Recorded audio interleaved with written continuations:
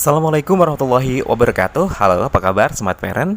Ketemu lagi dengan saya Alam Perdana di Smart Parent Channel. Buat Smart Parent yang menyukai konten ini, silahkan aja langsung di subscribe, di komen, dan di share ya. Gunakan jempolnya untuk berbagi kebaikan dan gunakan YouTube-nya juga untuk edukasi selain untuk relaksasi ya. Di kesempatan hari ini saya akan berbagi tentang sharing ilmu atau sharing pengetahuan tentang screen time kepada anak. Apa sih sebenarnya screen time itu, dan lalu bagaimana kajian-kajian terkait dengan pandangannya tentang para ahli tentang screen time ini kepada balita ataupun kepada anak. Kita bahas satu persatu dulu.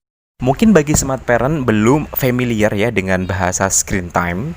Kalau bahasa mudahnya bahwa screen time itu adalah waktu anak menggunakan alat elektronik yang berlayar, contohnya nih televisi, komputer, laptop, tablet, gadget, atau handphone, dan sebagainya. Lalu seperti apa sih pandangan para ahli terkait dengan screen time ini khususnya kepada anak? Menurut WHO sendiri atau Badan Organisasi Kesehatan Dunia ini menyarankan kepada orang tua untuk membatasi anaknya untuk bermain screen time. Nah, dari WHO sendiri ini, Smart Parent memberikan batasan-batasan kalau Anda memiliki anak ya di usia 2-4 tahun, ini sebaiknya harus diawasi ya, 1 jam per hari itu sudah maksimal. Kalau bisa mengurangi itu bahkan akan lebih baik. Nah, kenapa hal ini disarankan oleh WHO? Karena di seluruh dunia ini banyak anak ini mengalami obesitas, dan banyak anak juga mengalami kematian akibat obesitas karena mereka malas bergerak. Ya, bisa jadi karena masalahnya adalah screen time atau banyak menggunakan waktunya untuk menonton televisi di handphone ataupun di tablet mereka. Nah, bagaimana dengan anak yang usianya 1-2 tahun atau kurang ya? Disarankan oleh WHO ini untuk memberikan anak kurang dari 1 jam. Artinya, ini adalah batas maksimal toleransinya itu adalah 1 jam. Jadi orang tua harus bisa memberikan waktunya kepada anak lebih banyak lagi supaya pengaruh bahasanya, kognitifnya, dan sosialnya ini bisa berkembang dengan baik. Di kesempatan lain saya akan membahas tentang dampak screen time kepada anak itu apa saja sih. Nah, hari ini saya akan lebih fokus kepada pendapat beberapa ahli agar pengetahuan kita juga semakin luas ya tentang screen time itu. Ada beberapa pendapat ahli yang sekiranya ini berbeda pendapat atau pandangan tentang screen time ya. Kalau menurut seorang psikologis atau psikolog Dr. Peter Gray ini berpendapat bahwa screen time ini tidak perlu dibatasi kepada anak. Dr. Peter Gray ini, saya pribadi menyukai tulisan-tulisan atau pendapatnya dari Dr. Peter Gray ini karena memang memberikan sangat sekali wawasan dan juga pandangan-pandangan yang bisa dikatakan sangat berbeda dengan para tokoh lainnya gitu. Nah, kenapa Dr. Peter ini memberikan pandangan yang sedikit berbeda gitu ya dengan para ahli?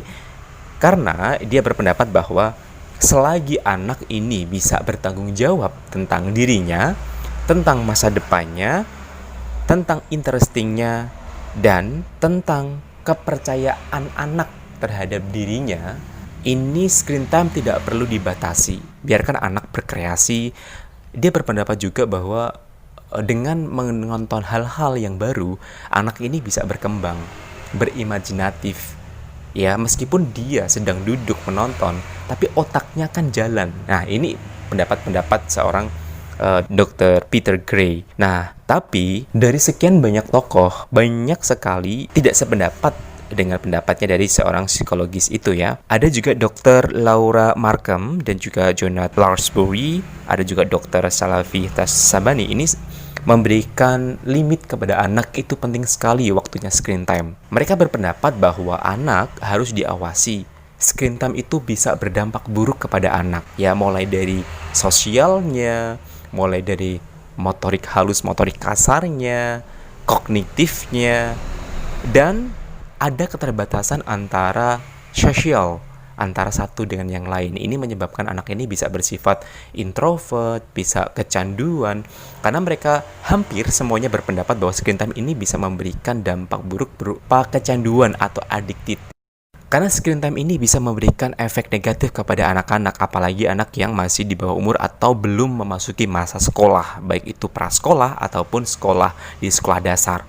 Memang ada benarnya juga, kalau menurut pandangan saya pribadi, bahwa screen time kepada anak itu harus dibatasi.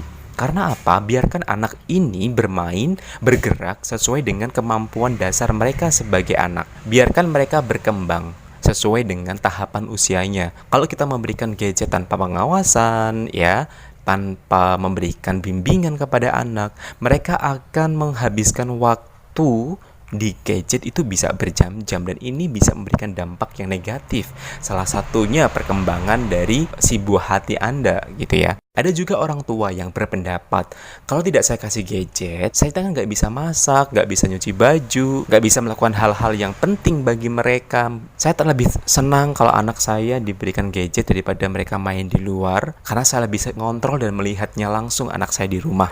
Oke, ini pendapat yang boleh Anda lakukan. Setidaknya Anda juga harus terima resikonya, gitu ya. Hal-hal tuh pasti ada resiko, baik itu jangka panjang atau jangka pendek.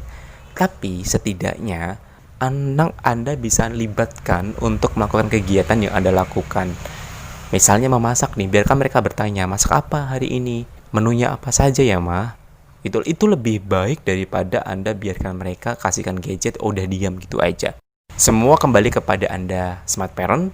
Mana yang terbaik bagi anak Anda yang akan mengarahkannya itu. Mudah-mudahan informasi ini bermanfaat buat seluruh smart parent dimanapun Anda berada. Terima kasih sudah menonton. Mudah-mudahan ilmu-ilmu atau sharing pengetahuan ini bermanfaat buat semuanya. Mudah-mudahan semuanya bisa menjadi smart parent bagi anak-anaknya dan memunculkan generasi yang terbaik untuk bangsa dan negara kita. Sampai jumpa di podcast berikutnya. Wassalamualaikum warahmatullahi wabarakatuh.